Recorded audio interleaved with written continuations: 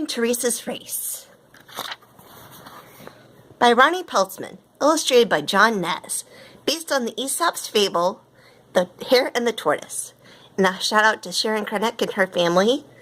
Sharon gave me this book my first Christmas, and her family took care of me probably the first 8 months of my life. They were the only ones who would do that because I had some medical problems and required special attention in certain senses, and they were the only ones willing to do that. So shout out to them for giving me this book. Henry Hare lived in a burrow in the woods. Theresa Tortoise lived by a stream near Henry's burrow. Every day Henry visited Theresa. He liked to talk to her. "I got 5 turnips from Mrs. Gilligan's garden," Henry said one day. "I am the cleverest animal in these woods." "That's nice," said Theresa.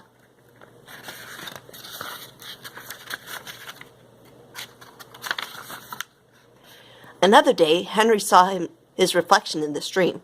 "My, how long my ears are," he said. "I am the handsomest animal in these woods." "That's nice," said Theresa.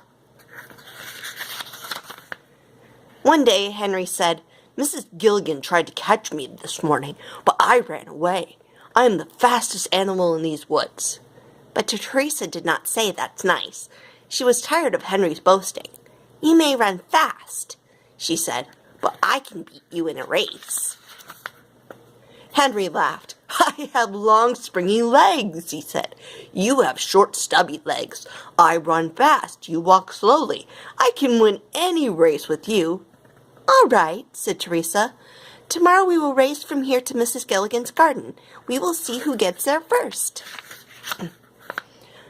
The next day, all the animals in the forest came out to watch the race.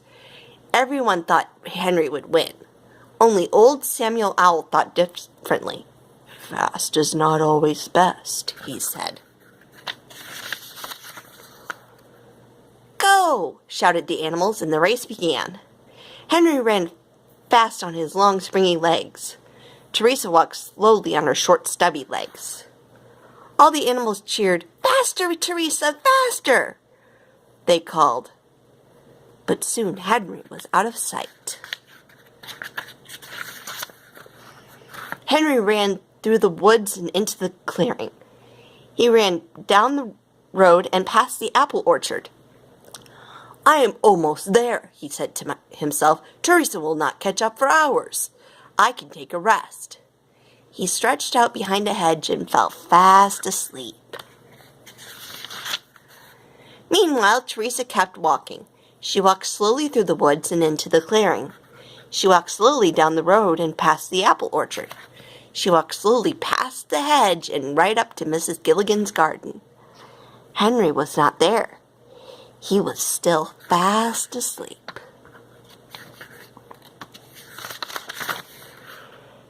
"Hooray for Theresa!" the animals shouted. "Theresa won the race!" The noise woke Henry up. He ran to the garden. "What's going on?" he asked when he saw everyone there.